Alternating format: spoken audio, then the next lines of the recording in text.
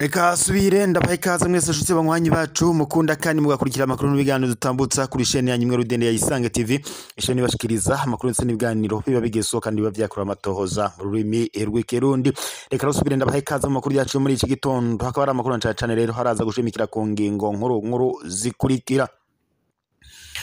Amakuru yacu turahera muri politiki y'u Burundi na cyane turabiri hamwe mu gisata kijejwe umutekano muri etat major y'u Burundi, aho chef d'etat major Prime Niyongabo ndetse n'umukuru w'igihugu cy'u Burundi Evariste Ndayishimiye icuka kibi casubiriye kuduka. Ni mu gihe kandi President Ndayishimiye avuga ko uyu umukuru w'igisirikare cy'u Burundi Prime Niyongabo ngo yanse ko abasirikare b'u Burundi basubira kurwana muri Republika Iharanira Intwaro Rusange ya Kongo. Ni mu gihe kandi hamaze iminsi humvikana imirwano mu buseruko bwa Kongo, aho igisagara ca Uvira camaze gufatwa n'ihuriro rya AFCM 23, aho rero cakubise icuru igisirikare cy'u Burundi FDNB ndetse nabo bafatikanyije guhangana n'uyu mugwi, ariko igisirikare ca Kongo FARDC ndetse n'imigwi hitwaje ibigwanisho nka Wazalendo ndetse na FDLR. Bidatevye rero abasirikare b'u Burundi FDNB ndetse na FDLR Wazalendo ndetse na zimwe mu ngabo za Kongo FARDC baciye batangura guhunga. President Ndayishimiye ubwo yafataga urugendo rumushikana muri Leta Zunze Ubumwe za Amerika, ubwo yaritavye ibiganiro vy'amahoro, hari gusinywa amasezerano y'amahoro hagati ya Republika y'u Rwanda ndetse na Republika Iharanira Intwaro Rusange ya Kongo. Bikaba rero yari yasize ategetse uyu mukuru w'igisirikare cy'u Burundi Prime Niyongabo ko agomba kongereza abasirikare muri Republika Iharanira Intwaro Rusange ya Kongo, ariko iyo ngingo Perezida Prime Niyongabo aca ayitera umugongo, avuga ko abana b'u Burundi batabandanya kugwa muri Republika Iharanira Intwaro Rusange ya Kongo bivanye nuko ataco bariko baragwanira. Perezida Ndayishimiye rero akimara kumva iyo ngingo ko Perezida Ndayishimiye akimara kumva iyo ngingo ngo yuko uyu mukuru w'igisirikare cy'u Burundi Prime Niyongabo ngo yase kohereza abasirikare muri Republika Iharanira Intwaro Rusange ya Kongo, avuga ko atazokwemera ko abana b'u Burundi babandanya kugwa muri Republika Iharanira Intwaro Rusange ya Kongo. Yaciye rero icuka kibi kitangura kuduga ndetse hatangura kuvugwa amajambo menshi avuga ko Prime Niyongabo yaba agiye gusubirizwa. Hari rero imwe mu nkuru twahawe n'amasoko yacu ifise umutwe ugira uti ubwumvikane buke hagati ya Perezida w'u Burundi Evariste Ndayishimiye n'umukuru w'igisirikare cy'u Burundi FDNB hariwe Prime Niyongabo. Perezida Evariste Ndayishimiye w'u Burundi biravugwa ko ngo haba hariko hadutse icuka kibi hagati yiwe ndetse n'umukuru w'igisirikare cy'u Burundi FDNB ariwe General Prime Niyongabo. Inyuma yuko kandi ngo umugwi witwaje urwanisho wa M23 wihuro AFCM 23 ngo bari bamaze kwigarurira igisagara ca Uvira.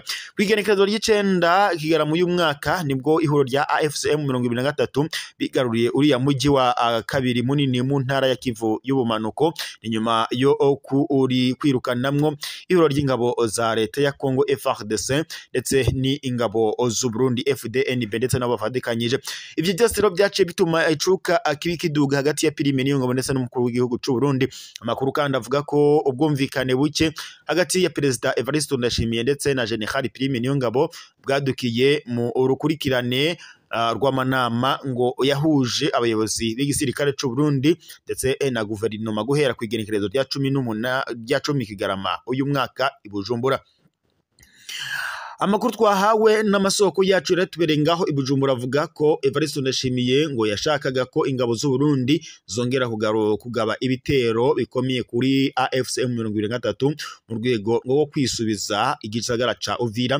Mu gihe kandi General Prime Niyongabo we yasabye bagako ngo ingabo zose z'u Burundi ziri muri Republika Iharanira Intwaro Rusange ya Kongo zotahukanwa zikita ngo ku mutekano w'igihugu cy'u Burundi, aho kugiye gukomeza ngo kwivanga mu ntambara iri muri Republika Iharanira Intwaro Rusange ya Kongo. Ikindi gitangaje nuko kandi cyavuzwe ngo kuva hari umudiplomate wo mu Bubiligi ngo yabwiye imbonesha kure yacu kugenekerezo rya 11 kigera mu y'umwaka ngo General Prime Niyongabo ngo yakoranye inama n'abakuriye ubutasi cyangwa se iperereza ndetse n'abayobozi b'ingabo zirwanira mu mazi ndetse no ku rwego rwo gusuzuma uko ngo umutekano wifashe imbere ndetse no mu gihugu ndetse ngo no ku mipaka yose ihuza Uburundi n'ibihugu bibanyi. Avuga ko rero ari inama yafatiwemo ingingo ruhasha harimo nko guhagarika ibitero, ahubwo ngo ingabo ziri muri Kongo nazo zigasugaruka mu Burundi. Uwo mwanzuro cyangwa se iyo ngingo ruhasha icyango yavuze ko icyakora ngo yaje guterwa utwatsi na perezida w'u Burundi Evariste Ndayishimiye, ahubwo ngo ategekanya ko ingabo zose z'u Burundi zogomba gusubira muri Repubulika Iharanira Intwaro ya Kongo zikaba ibitero mu rwego rwo kwisubiza Uvira. Naho uyu mugabo ngo yavuze ko yizeye ubufasha bw'igihugu cy'Ububirigi ndetse na Misiri cyo kimwe ndetse n'ubwo n'ingabo za Repubulika Iharanira Intwaro ya Kongo, Wazalendo, Imbonerakure, FDLR ndetse n'abacangiro bo mu bihugu vya Colombia ndetse n'Uburusiya nk'uko amakuru dukura ku rubuga abishikiriza. Ibi rero byo kuba perezida w'u Burundi Evariste Ndayishimiye ashaka ko ingabo z'u Burundi zisubira muri Kongo, umuhagarariye igisirikare cy'u Burundi Prime Niyongabo yabiteye twatsi, avuga ko ingabo z'u Burundi zitagomba gusubira muri Repubulika Iharanira Intwaro Rusange ya Kongo, ahubwo ko ngo zigomba gucungera umutekano w'igihugu, na cyane ibi kubera ko hari amakuru avuga ko umutekano w'igihugu ushobora guhungabana isaha n'isaha. Kuri ubu ngubu rero Prime Niyongabo ndetse n'abandi bahinga bakomeye cyane batangaje ko bagiye gukora ibishoboka byose kandi ngo bakikugarurira ubutegetsi perezida Ndayishimiye bakamubogoza. Muri abo rero harimo General Prime Niyongabo, hakazamo Godefroid Niyombare ndetse n'uwahoze na Aponsiye anavuga ko ngo ari we yoba yarashize ku butegetsi yo Prime Niyongabo. Mu yandi makuru kandi ngo nuko ipfizi yiganje y'imyizindi zibona. Mu mpera za 2014 niho ngo hatangura kuvugwa imigwi y'abagwanyi b'umuhari FDLR mu gihugu cy'u Burundi. Ico kandi vyavuzwe ko mu ndongozi z'uwo muhari hoba harimwo izari zizenanye na Petero Nkurunziza bamenyaniye i Butare mu gihugu kibanyi cy'u Rwanda mu myaka ya kera. Ubwo bucuti ngo bwoba kandi ari nabwo abo muri FDLR bisunze no kuza kwiyegereza ubutegetsi bwa Petero Nkurunziza kugira ngo bamusabe ubufasha. Ubwo bufasha kandi ngo kwari uguha akayira abagwanyi b'uwo muhari wa FDLR bakinjira mu Burundi bakaja gushinga ibirindiro mu kibira ku ruhande rw'u Burundi, bakiga uko ngo bocengetera mu gihugu kibanyi cy'u Rwanda baciye mu ishamba rya Nyungwe risanzwe rihura n'ikibira. Mu vyo abo ba FDLR bahaye ubutegetsi bwa Nkurunziza harimo Butare ngo bari basanzwe bimba mu buseruko bwa Repubulika Iharanira Intwaro Rusange ya Kongo, hamwe ndetse no kwigisha ivya gisirikare urwaruka rw'abarundi kugira ngo bazoshobore guhagararira neza ikiringo ca gatatu, kuko ngo Nkurunziza yari atacizeye inzego ziwe z'umutekano. Umugambi umaze gutangura rero Nkurunziza yahamagaye Adolphe Nshimirimana amubwira ko ngo bazosabikanya umwimbo w'ifaranga uzova muri ubwo Butare, uri uwundi yaremeye gufata uwo mugambi mu minwe. Integuro zose zijanye n'uwo mugambi zabikwa kwa Adolphe Nshimirimana mu mashini nyabwonko agendana. Tubibutse ko ico gihe kandi hariko haravugwa ibyo gusohora mw'ibohero kwa Hussein Rajab. Ayo makuru kandi amaze gushikira Romeo cyangwa se Hussein Rajab yaciye atuma ibihangange bibiri by'ipeta rya General bari basanzwe ari abagenzi ba Adolphe Nshimirimana kugira ngo abashire muri uwo mugambi bamenye neza ingene wubatse. Kuri Petero Nkurunziza ngo kari akanyamuneza kuba ariko araronka ibihangange bishigikira uwo mugambi wiwe. Umwe muri ivyo bihangange vyarungitswe kuneka uwo mugambi asanzwe avuka mu ntara ya Cibitoke, yaciye asaba ko ari we ngo boshinga gukurikirana uwo mugambi wa abagwanyi ba FDLR, akabafasha kubaha ivyankenerwa ndetse no kubacira inzira ija mu gihugu kibanyi cy'u Rwanda, kuko ngo asanzwe ahamenyereye nk'imvukira. Izo ntumwa za Hussein Rajab zimaze kuronka amakuru yose akenewe, zaciye zimushira cacegeranyo cose cuzuye mw'ibohero rya Mpimba. Niho rero Hussein Rajab yabatuma ku wundi mugwi w'ibihangange kugira ngo barabe uko bohanura Adolphe Nshimirimana ntahave arenga akarimbi mu kurya amafaranga ataribwa, ariko Nshimirimana yararahiye ararengwa ko uwo mugambi udashobora gusubira inyuma.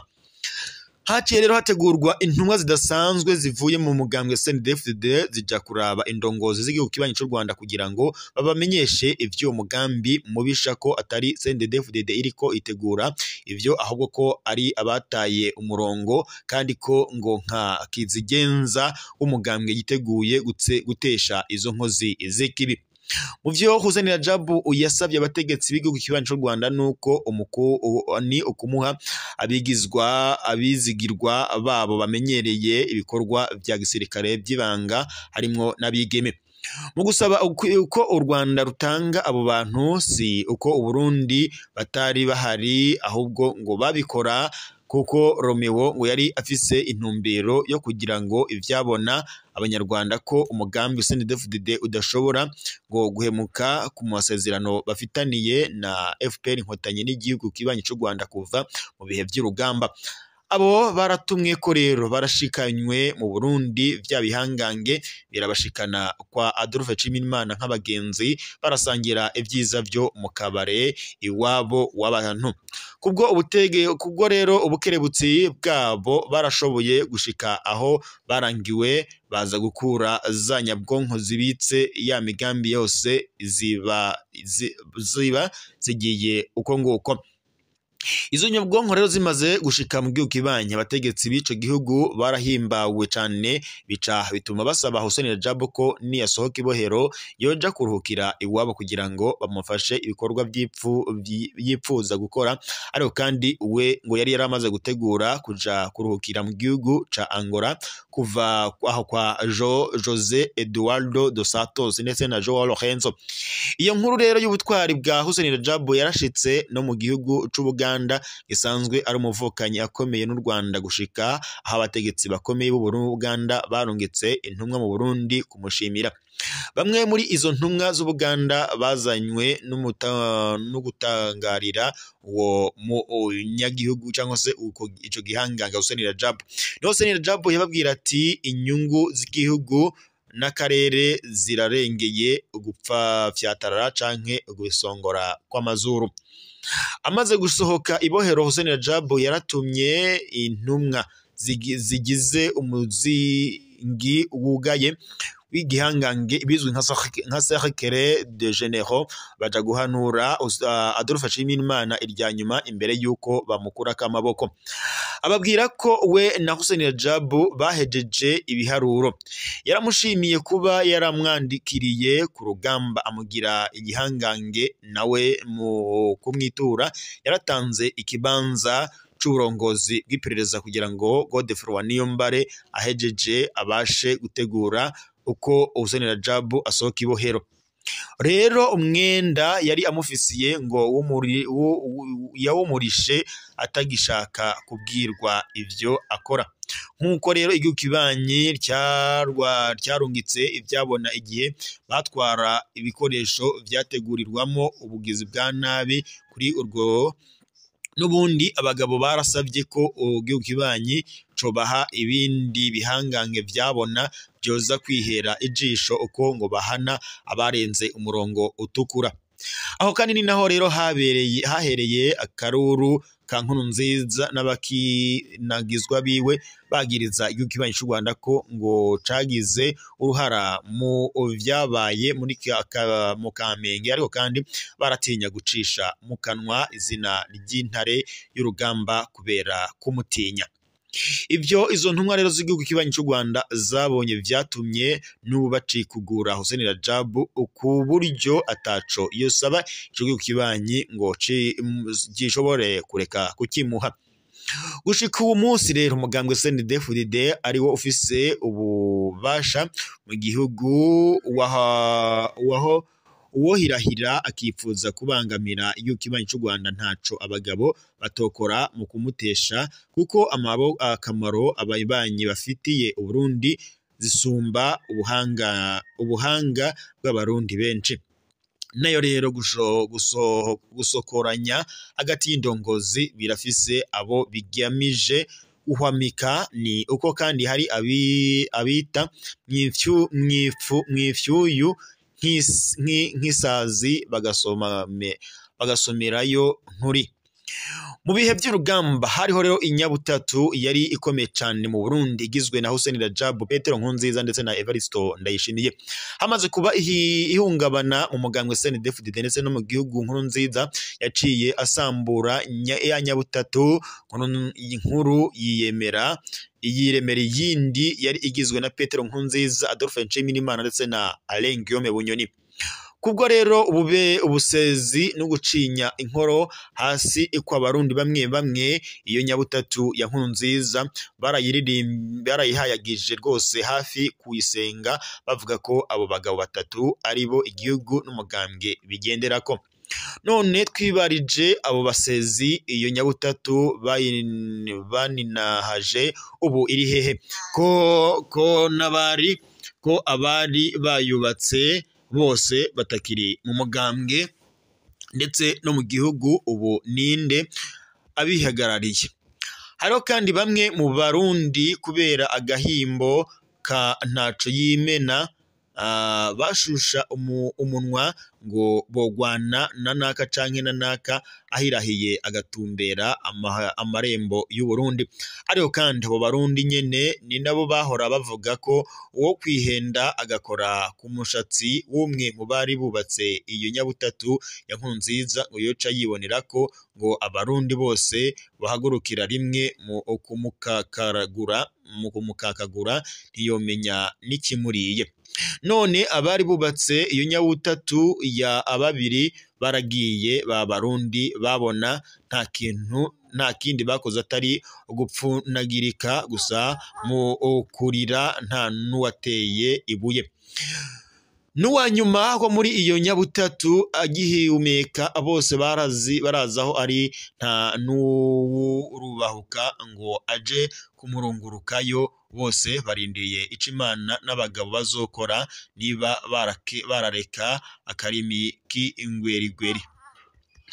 Mu banyakirimi rero hariho abama bikakamisha kumwe kw'ibikere iyo ngo bahimvye urukanywa bakinamura ngo aho bukera CNDD-FDD n'abayo barabatekeza. Ariko kandi bavuzwe bose bahanywe kubera kurenga akarimbi, nta numwe bari bashoboye gushikira, bose bahanywe n'abagabo. None abatashoboye gushikira umuntu umwe canke babiri bashobora gusenyura rimwe umugambwe.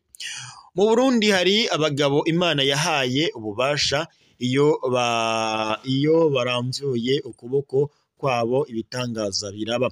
Ni ipfizi ziganje zimya izindi zibona. Iyo rero nayo ikaba ari imwe mu ntahe twari tubafitiye. Reka dushimire mwese mwari kumwe natwe makuru ndetse n'ibiganiro twariko turabashikiriza muri iki gitondo. Dusozera amakuru yacu ngaha, turaza gusubira makuru araza kubagizwa yara makuru mushikirizwa n'imbonesha kuri yanyu mukunda cyangwa Rodende ya Isange TV bashikiriza amakuru ndetse n'ibiganiro babigezeho kandi babyakura amatoza mu rurimi rw'ikirundi. Iri rero ryari iteka n'umunezero ntangere byo gusubira kubana namwe banywanyi bacu mukunda kandi mugakurikira amakuru n'ibiganiro tubandanya gushikiriza kuri n'imbonesha kuri yanyu mukunda cyane muri Rodende ya Isange TV bashikiriza amakuru ndetse n'ibiganiro biba bigezweho kandi biba byakura amatoza mu rurimi rw'ikirundi. Reka mbashimire amakuru yacu y'aka kanya tuyasozera ngaha, turaza gusubira amakuru n'ubundi araza kuba agezweko.